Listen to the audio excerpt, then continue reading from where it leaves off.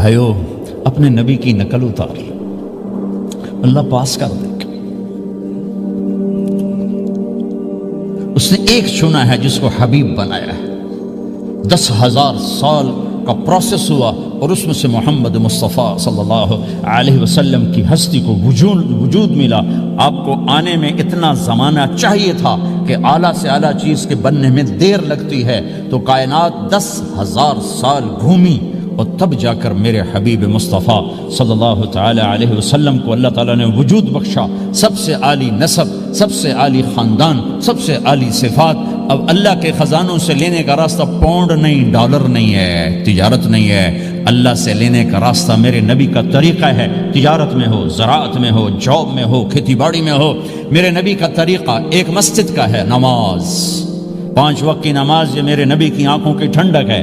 5 وقت کی نماز اس امت کی شان پہچان ہے، اور اللہ تعالیٰ نے پہلی امتوں پر اتنی بڑی مشقت ڈالی کہ ان کی نماز مسجد کے علاوہ کہیں نہیں ہوتی تھی، مسجد میں ہی ہوتی تھی۔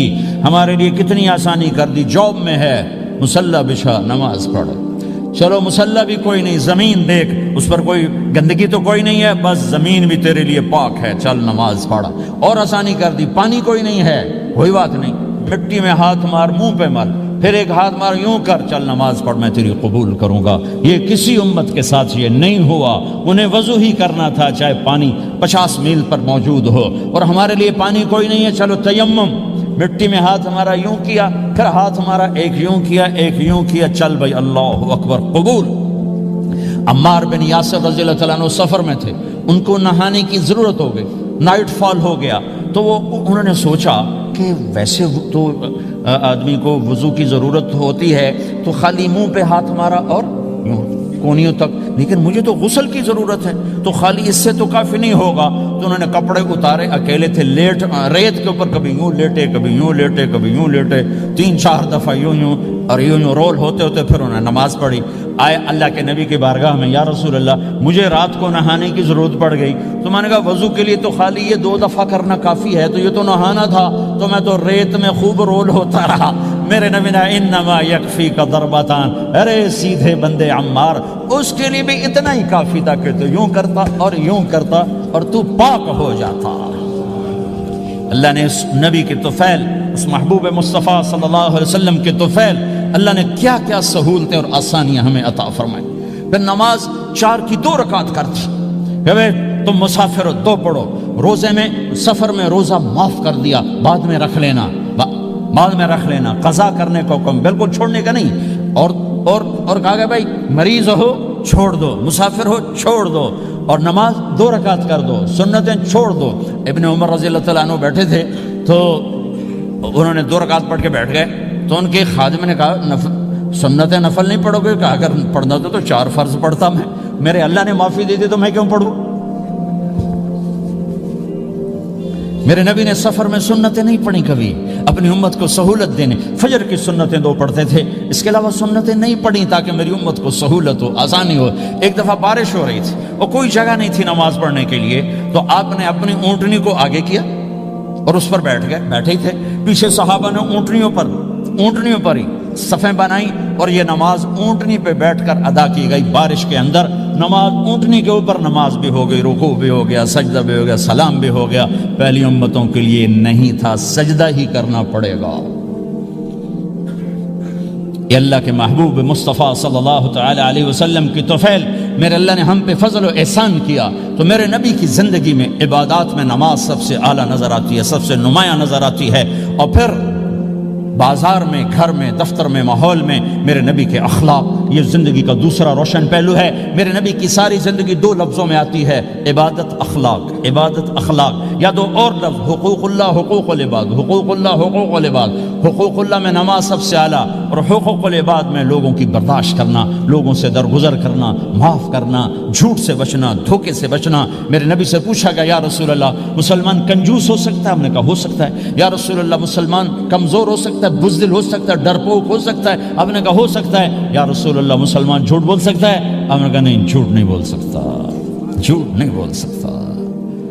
ہاں، الا لعنت اللہ علی الکاذبین، جھوٹوں پہ اللہ کی لعنت۔ اس لعنت کے ساتھ 400 پاؤنڈ بچا لیے، 4000 بچا لیے، 4 ملین بچا لیے، 4 بلین بچا لیے، 4 ٹریلین بچا لیے، ساری دنیا کو بچا لیا، اور اوپر اللہ کی لعنت پڑی تو اللہ کی قسم گھاٹے کا سودا ہے۔ اور سچے ہو گئے، سچ بولا، یہ میں 100 پاؤنڈ کماتا ہوں، لے لو جو لینا ہے اس میں سے، یہ میں 1000 پاؤنڈ کماتا ہوں، لے لو جو لینا ہے، یہ میں 50,000 پاؤنڈ کماتا ہوں، لے لو جو لینا ہے، کہ مسلمان کی زبان سے جھوٹ نہیں نکلتا، سچ ہی بولتا ہے۔ آپ تشریف لے جا رہے ہیں، ایک آواز ہے یا رسول اللہ، آپ نے یوں دیکھا کوئی نظر نہیں آیا، پھر آواز ہے یا رسول اللہ، تو آپ نے دیکھا کہ ہرنی ڈیر چھوٹی وہ کھڑی ہوئی رسی میں بندھی، تو آپ نے کہا کیا ہوا؟ کہا جی آپ کا صحابی مجھے پکڑ کے لایا ہے، میرے چھوٹے چھوٹے بچے بھوک سے رو رہے ہوں گے، آپ مجھے چھوڑ دیں، میں بچوں کو دودھ پلا کے واپس آ جاتا، مجھے پتا ہے میرے اللہ کی تقدیر میرے بارے میں کیا ہے۔ تو آپ نے کہا اگر تو واپس نہ آئی تو پھر؟ تو اس نے کہا مجھے اللہ جہنم میں ڈال دے۔ آپ نے اس کی رسی کھول دی، خود وہیں بیٹھ گئے، اس نے دوڑ لگائی اور پہاڑوں میں گم ہو گئی۔ تھوڑی دیر کے بعد وہ دوڑتی ہوئی آئی اور آ کے سر یا رسول اللہ میں حاضر ہو گیا، تو آپ نے اس کو باندھ کے وہیں آپ بیٹھ گئے نہیں۔ دیر کے بعد وہ صحابی آئے جنہوں نے اس کو شکار کیا تھا، پکڑا تھا، تو کہنے لگے، ان کا یا رسول اللہ آپ یہاں کیسے؟ کہ میں ایک درخواست لے کر آیا ہوں۔ کہ کیا؟ کہ یہ ہرنی مجھے ہدیہ کر دو۔ کہ یا رسول اللہ سب کچھ آپ کا ہے، کہ بس یہ ہدیہ کر دو۔ یا رسول اللہ حاضر۔ تو آپ نے اس کو لے کر رسی اس کی گردن سے نکالی، کہ جا بچی اپنے بچوں کے پاس جا کے خوشی منا، سچ نجات دیتا ہے اور جھوٹ ہلاک کرتا ہے۔ ایک ہرنی جان کی بازی کھیل گئی سچ بولنے کے لیے، تم چند پونڈوں پہ جھوٹ بولتے ہو، ایمان کو برباد کر کے رکھ دیتے ہو۔ مسلمان جھوٹ نہیں بولتا، مسلمان دھوکہ نہیں دیتا، مسلمان کی زبان سے سخت بول نہیں نکلتا، کسی کو بے عزت نہیں کرتا، کسی کو کی بے اکرامی نہیں کرتا، کسی کا دل نہیں توڑتا، کسی کو ذلیل نہیں کرتا، خود سہتا ہے، اوروں کو خوشیاں دیتا ہے، خود دکھ سہتا ہے، اوروں کو راحت دیتا ہے، خود تکلیف سہتا ہے۔ یہ میرے نبی کے اخلاق ہیں، یہ میرے نبی کی زندگی ہے، اور یہ اسلام کا سب سے بڑا چیپٹر ہے، وہ سب سے مشکل چیپٹر ہے۔ جب میرے نبی نے لمبی نمازیں پڑھی تو اللہ نے روک دیا کہ میرے حبیب ما انزلنا علیک القرآن لتشقى، اتنی لمبی نماز نہ پڑھ کے تو تھک جائے۔ میرے نبی نے تبلیغ میں زور دکھایا تو اللہ نے روک دیا، فَلْتَذْهَبْ نَفْسُكَ عَلَيْهِمْ حَسَرَاتٍ، میرے نبی اتنا غم نہ کر کے آپ خود ہی آہیں بھرتے آپ مر جائیں۔ میرے نبی نے مال سارا خرچ کیا، اللہ نے اس سے بھی روک دیا، وَلَا تَبْسُطْهَا كُلَّ الْبَسْطِ فَتَقْعُدَ مَلُومًا مَحْسُورًا، اتنا خرچ نہ کریں کہ آپ خود پھر دکھی ہو کے بیٹھ جائیں۔ خرچ کرنا بہت بڑا عمل، تبلیغ سب سے سارے عملوں کا سردار عمل، تبلیغ سے بڑا کوئی کام ہوتا تو اللہ نبیوں کو دیتا، اگر تبلیغ سے بڑھ کر کوئی کام ہوتا تو اللہ نبیوں کو دیتا، گشت سے بڑھ کر کوئی محنت ہوتی تو اللہ نبیوں کو دیتا۔ 950 سال نوح علیہ السلام گشتی کر رہے ہیں، اور اللہ کی مان لو، اللہ کی مان لو، اتنا عظیم عمل کا میرے نبی درمیانہ نماز سب سے بڑی عبادت، میرے نبی درمیانہ کام، لیکن جب میرے نبی نے اخلاق اچھے کیے، دشمن کو معاف کرنا، تو ایک آدمی آپ سوئے ہوئے تھے، آپ کی تلوار لٹکی تھی، ایک آدمی آیا، اس نے آپ کی تلوار اتاری اور یوں ہماری پسلی میں، آپ اٹھ کے بیٹھ گئے۔ اب وہ قتل کے ارادے کے لیے آ چکا ہے اور تلوار یہاں ہے، کہتا من یمنعک منی، اب بول تمہیں کون بچائے گا؟ تو آپ نے مسکراتے ہوئے کہا اللہ، تو اس کے ہاتھ سے تلوار گر پڑی، تو آپ نے اٹھا لی، آپ نے یوں سیدھی کی، اب تو بچا، تجھے کون بچائے گا؟ وہ کہنے لگا مجھے تو ہی بچائے گا، وہ تو اللہ کو جانتا نہیں تھا، کہا بابا مجھے تو ہی بچائے گا۔ تو آپ کہتے ہیں اس کا سر اڑا دو، یہ نبی کو قتل کرنے آیا ہے۔ میرے نبی نے فرمایا کلمہ پڑھتے ہو؟ کہا نہیں پڑھتا۔ کہا جاؤ معاف کیا۔ یہ میرے نبی کے اخلاق ہیں۔ 20 سال جنہوں نے قتل کے منصوبے بنائے، مکہ والے، جب آپ مکہ میں فاتحانہ داخل ہوئے، ابو سفیان سب سے زیادہ آپ کو دکھ پہنچانے والوں میں پیش تو آپ نے ابو سفیان کو عزت دی۔ جو ابو سفیان کے گھر میں داخل ہوگا اس کو کچھ نہیں کہا جائے گا۔ آپ تو ابو سفیان کو بلا کے سولی پہ لٹکاتے، اور آپ کہہ رہے ہیں جو ابو سفیان کے گھر میں جائے گا اسے کچھ نہیں کہا جائے گا، جو بیت اللہ میں ہوگا اسے کچھ نہیں کہا جائے گا۔ سارا مکہ سامنے، آپ یوں بیت اللہ کا دروازے پر یوں دونوں ہاتھ ایسے ٹکا کے کھڑے تھے۔ پھر آپ نے کہا میں کیا کروں گا اب تمہارے ساتھ؟ تو سہیل بن عمر نے کہا آپ کریم ہیں، کریم کے بیٹے ہیں، تو آپ نے کہا جاؤ میں نے معاف کیا۔ یہ اخلاق آج مٹ چکے ہیں، مردوں سے، عورتوں سے، علم والوں سے، خانقاہ والوں سے، تبلیغ والوں سے، سب زیرو ہوئے پڑے ہیں۔ جب تک یہ اخلاق زندہ نہیں ہوتے اسلامی زندگی قائم نہیں ہو سکتی، اسلامی معاشرت قائم نہیں ہو سکتی، اور دین دو چیزوں سے آگے پھیلتا ہے، ایک دعوت اور ایک اخلاق۔ دعوت اور اخلاق، دعوت اور اخلاق۔ دعوت نہیں ہوگی تو اخلاق وہیں پڑے رہ جائیں گے، اخلاق نہیں ہوں گے تو دعوت کوئی قبول نہیں کرے گا۔ میرے نبی نے کتنے معجزے دکھائے مکے میں، نہیں کلمہ پڑھا۔ بدر میں ان کے 70 مارے گئے، فرشتوں کو دیکھا، جبریل کے گھوڑے کی آواز سنی، کلمہ نہیں پڑھا۔ خندق میں شکست ہوئی، کلمہ نہیں پڑھا۔ پانی نکلتے دیکھا، انگلیوں سے کلمہ نہیں پڑھا۔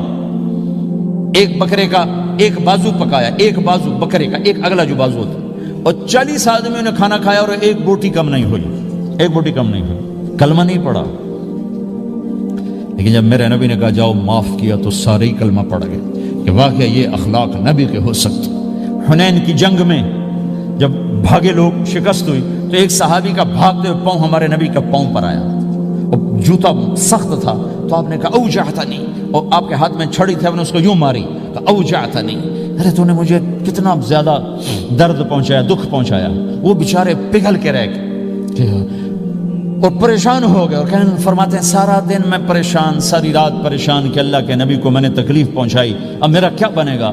اگلا دن ہوا تو اعلان ہو رہا تھا بھائی جس کا پاؤں نبی کے پاؤں پہ آیا تھا اس کو اللہ کے نبی بلا رہے ہیں۔ تو صحابی کہنے لگے میں نے سمجھا بس اب میری تو دنیا بھی گئی اور آخرت بھی گئی، اب میرے اوپر کیس بنے گا اور مجھے ڈانٹ ڈپٹ بھی ہوگی، میرا کتنا بڑا گھاٹا نقصان ہوگا۔ یہ حاضر ہوئے ڈرتے ڈرتے، تو آپ نے فرمایا میرے بھائی کل میں نے تمہیں چھڑی ماری تھی، وہ مجھے معاف کر دینا، اور یہ 80 اونٹ تمہیں ہدیہ دیتا ہوں، 80 کیملز یعنی 80 پراڈو، 80 رینج روور کا یہ میری طرف سے تمہیں ہدیہ ہے۔ وہ حیران پریشان، یہ میرے نبی کے اخلاق ہیں، یہ میرے نبی کے اخلاق ہیں۔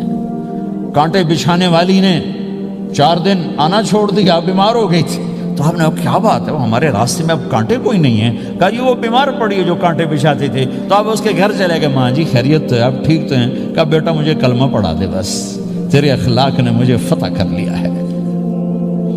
میرے بھائیوں یہ چیپٹر بھول چکے ہیں، بھول چکے ہیں، بھول چکے ہیں۔ جب تک یہ چیپٹر زندہ نہیں ہوگا زندگی اسلامی نہیں بنے گی، معاشرہ اسلامی نہیں بنے گا، اور آگے قوموں کے لیے اسلام کا دروازہ نہیں کھلے گا۔ ہمیں معاف کرنا آتا ہو، ہمیں گالی دینے والے کو دعا دینا آتا ہو، غیبت کرنے والے کی تعریف آتی ہو، اور غیبت کرنے سے، غیبت سننے سے اپنے آپ کو ایسے بچاؤ جیسے زہر سے بچاتے ہو، جیسے آگ سے بچاتے ہو۔ ایک دوسرے کو نفرت کا بول نہ بولو ورنہ ساری زندگی تباہ و برباد ہو جائے گی۔ میرے رب کی قسم، میرے نبی نے کہا ایک زبان کا بول انسان بولتا ہے اور جہنم کی گہرائیوں میں گر جاتا ہے، اور ایک زبان کا بول انسان بولتا ہے اور جنت کے درجات پر چڑھ جاتا ہے۔ یہ زبان بہت طاقتور چیز ہے، میں ہر بیان میں اس کو دہرا رہا ہوں کہ جتنا یہ عمل ختم ہو چکا ہے اتنا کوئی عمل بھی نہیں ختم ہوا ہے۔ اور ایک صحابی ہیں ابو دجانہ۔ کون ابو دجانہ؟ السابقون الاولون من المہاجرین والانصار، اس میں پہلی صف کے صحابہ۔ کون ابو دجانہ؟ جب آپ حج پر گئے تو اپنی جگہ مدینے کا امیر ابو دجانہ کو بنایا۔ ابو دجانہ حج میں شریک نہیں ہوئے کہ آپ نے اپنی جگہ ان کو اپنا نائب بنا کے وہاں کھڑا فرمایا ابو دجانہ میری جگہ پر مدینے کا امیر ہے، یہ وہ ابو دجانہ ہیں۔ کون ابو دجانہ؟ جو جنگ بدر سے لے کر آخری حج تک ہر سفر میں شریک ہیں، ہر سفر میں شریک ہیں۔ ان کی ایک بات میں بتانا چاہتا ہوں، پہلے تھوڑی سی ان کی ہسٹری بتانا چاہتا ہوں۔ کون ابو دجانہ؟ احد کی جنگ میں آپ نے تلوار اٹھائی، کہ اس تلوار کو کون لے گا؟ کئی صحابہ کھڑے ہو گئے۔ آپ نے کہا اس تلوار کا حق کون ادا کرے گا؟ سارے بیٹھ گئے، 3 آدمی کھڑے رہے، ایک زبیر بن عوام، ایک عمر بن خطاب، ایک ابو دجانہ۔ ان کا نام ہے سماق بن خرشنہ، سماق بن خرشنہ ان کا نام ابو دجانہ سے مشہور ہے۔ تو آپ نے تلوار نہ عمر کو دی نہ زبیر کو دی، ابو دجانہ کو دی تھی۔ تو عمر رضی اللہ عنہ نے تو محسوس نہیں کیا، حضرت زبیر نے محسوس کیا کہ اس کو کیوں دی، مجھے کیوں نہیں دی؟ میں مہاجرین میں سے ہوں، میں پھوپھی کا بیٹا ہوں، میں اس سے دلیری میں کم نہیں ہوں، بلکہ حضرت زبیر کی دلیری کی تو دھک تھی۔ جدھر سلوار چلتی تھی کاٹتی چلی جاتی تھی، کہنے لگا میں دیکھوں گا یہ کیا کرتا ہے۔ تو ابو دجانہ کے پیچھے پیچھے زبیر ہو لیے، تو ابو دجانہ نے جو حملہ کیا تو 3000 کا لشکر تھا، اس کو چیر کے پار نکل کے، پورے لشکر کو کاٹ کے پار نکل کے، اور آگے عورتیں کھڑی تھیں جو مکے کے لشکر کو تیار کر رہی تھیں۔ نحن بنات طارقی نمشی علی النمارقی مشی القتل بوارقی المسک فی المخالقی المسک فی المفارقی والدر فی المخالقی ان تقبلوا نعانقی وتدبروا نفارقی فراق غیر وامقی، یہ گانا گا رہی تھیں اور ان کو تیار کر رہی تھیں۔ تو جب ابو دجانہ کی تلوار نظر آئی تو سب بھاگی، ہندا پکڑی گئی تو آپ نے یوں اپنی تلوار ہندا کے سر پر رکھی، انہوں نے چیخ ماری، تلوار ہٹا لی۔ تو زبیر پیچھے پیچھے کہ یہ کیا کیا ہے؟ جنگ میں اگر کوئی عورت حصہ لے اسے مارنا جائز ہے، ویسے جائز نہیں ہے، عورت کو، بچے کو، بوڑھے کو ہاتھ لگانا جائز نہیں ہے۔ تو انہوں نے کہا تلوار کیوں نہیں چلائی؟ کہا میرے محبوب کی تلوار ہے، عورت کے خون سے رنگین کر کے اس کی شان نہیں گھٹانا چاہتا، یہ میرے نبی کی تلوار۔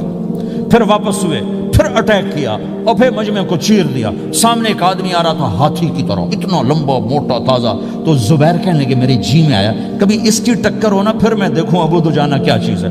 تو اللہ کا کرنا ایسا ہوا ابو دجانہ دونوں آمنے سامنے ہو گئے، تو وہ ایسے شاہ سوار تھے کہ دونوں طرف کے لشکر ذرا تھم گئے اور وہ دونوں بھڑ گئے۔ ابو دجانہ کے اپنے جوہر، اس پہلوان کے اپنے جوہر، غبار اٹھا، مٹی اٹھی، اور اس کی اپنی طاقت، ان کی اپنی طاقت، انہوں نے ابو دجانہ کو اس نے زخمی کر دیا۔ ابو دجانہ نے جو جوش میں آ کے ماری تلوار، اس کو لگی یہاں، تو اتنی طاقت سے لگی کہ اس کے نیچے اتر کر 2 ٹکڑوں میں تقسیم کر دی، یوں ماری تو ایک حصہ ادھر ایک حصہ، پھر یوں دیکھا اور اپنے چہرے سے لوہی کی ٹوپی اتاری، کما ترا انا ابو دجانہ، کیا دیکھ رہے ہو؟ میں ہوں ابو دجانہ، تلوار صحیح لی ہے میں نے، غلط نہیں لی، یہ ابو دجانہ ہے۔ اور جب شکست ہو گئی احد کی جنگ میں، اور پھر 10-12 آدمیوں نے آپ کو گھیرے میں لیا ہوا تھا، ان میں ایک ابو بکر تھے، عمر تھے، علی تھے، طلحہ تھے، زبیر تھے، سعد بن ابی وقاص تھے، اور سہل بن حنیف تھے، عبادہ قتادہ بن نعمان تھے، اور ابو دجانہ تھے رضی اللہ تعالی عنہم، ان میں سے ایک ابو دجانہ بھی تھے۔ اور یمامہ کی جنگ میں ابو دجانہ شہید ہوئے، یمامہ کی جنگ میں شہید ہوئے۔ یہ ابو دجانہ کی تھوڑی سی سیرت آپ کے سامنے آئی ہے۔ اس کے بعد اب آپ ان کے قول کو سنو تاکہ اس کا وزن آپ کے سامنے آئے۔ یہ بدر کے شریک ہیں، اللہ کے نبی نے کہا بدر کا صحابی جو مرضی کرے بخشا گیا۔ یہ صلح حدیبیہ کے شریک ہیں، اللہ نے قرآن میں کہا لقد رضی اللہ، میں ان سے راضی ہو گیا۔ یہ صحابی ہیں، اللہ نے کہا کلا وعد اللہ الحسنی، اے میرا نبی تیرے ہر صحابی کے لیے جنت کا وعدہ ہے۔ اور اب یہ کیا کہتے ہیں؟ یہ کیا کہتے ہیں؟ لوگو ان ارجع عملی عند، لوگو میرے پاس، ابو دجانہ میرے پاس بخشش کا سب سے بڑا عمل جانتے ہو کیا ہے؟ بدر نہیں، احد نہیں، حدیبیہ نہیں، خندق نہیں، خیبر نہیں، فتح مکہ نہیں، آخری حج نہیں، کیا ہے؟ کیا ہے؟ لوگو ان ارجع عملی عندی، میرے پاس آخرت میں بخشش کا سب سے بڑا عمل بس ایک ہے کہ ما آذیت احدا بلسانی، میں نے اپنی زبان سے کبھی کسی کو دکھ نہیں پہنچایا۔ ولا اجد فی قلبی غلا لاحد، اور میرے دل میں کسی کے لیے بغض کوئی نہیں ہے، بس یہ میری بخشش کا عمل ہے۔ تو بھائیو، نبی کے اخلاق میں 2 چیزیں لے لو، ایک زبان سے کسی کو دکھ نہ دو، ایک دل میں کسی کا بغض نہ رکھو۔ اللہ کی قسم بغیر حساب کتاب کے جنت میں جاؤ گے۔ بڑے بڑے جنید بغدادی اور بڑے بڑے معرفت والے تمہیں دیکھتے رہ جائیں گے، تمہاری رفتار اتنی تیز ہوگی کہ تمہیں وہی پکڑ سکے گا جس کا یہ 2 عمل تم سے زیادہ اچھا ہوگا۔ جس روڈ پہ رش ہوتا آپ وہاں سے گاڑی ہٹا لیتے ہو، ادھر نہیں، ادھر رش ہے، وہ سائن وغیرہ آپ کو آ جاتے ہیں کہ ادھر بلاک ہے، ادھر نہیں جانا، ادھر جانا ہے۔ تو جہاں روڈ پہ رش ہوتا ہے تو قیمتی سے قیمتی گاڑی کی رفتار بھی آہستہ ہو جاتی ہے، اور جہاں روڈ خالی ہوتا ہے تو پرانی گاڑی بھی بھاگے جا رہی ہوتی ہے۔ ہمارے یہاں پرانی گاڑی ہوتی ہے نا، پرانی بسوں کے پیچھے لکھا ہوتا ہے نہ انجن کی خوبی نہ ڈرائیور کا کمال، خدا کے سہارے چلی جا رہی ہے۔ اور جس کے پاس ایسی گاڑی ہو، نہ انجن کی خوبی نہ ڈرائیور کا کمال، تو اگر اس کو روڈ خالی مل جائے تو وہ تو مرسڈیز والے سے پہلے پہنچے گا، رینج روور والے سے پہلے پہنچے گا، بینٹلی والے سے پہلے پہنچے گا، رولز رائس والے سے پہلے پہنچے گا، جو وہ تو پھنسی کھڑی، اس کا روڈ ہی خالی ہے۔ تو میرے بھائیوں، یہ میں ایک مثال دیتا ہوں، عبادات کی روڈ پہ بہت رش ہے، نمازی بے شمار ہیں، روزے دار بے شمار ہیں، عمرے والے بے شمار ہیں، حج والے بے شمار ہیں، اور تہجد گزار بے شمار ہیں، علماء بے شمار ہیں، حافظ بے شمار ہیں، ذکر والے بے شمار ہیں، بہت رش ہے، تبلیغ والے بے شمار ہیں، لیکن جو اخلاق والا روڈ ہے نا، یہ خالی پڑا ہے۔ اس پہ موٹر زوکی پہ چڑھ کے آ جاؤ تو سب سے آگے نکل جاؤ، سائیکل پہ چڑھ کے آ جاؤ تو سب سے آگے نکل جاؤ، کہ روڈ ہی خالی ہے، اخلاق کا روڈ خالی ہے۔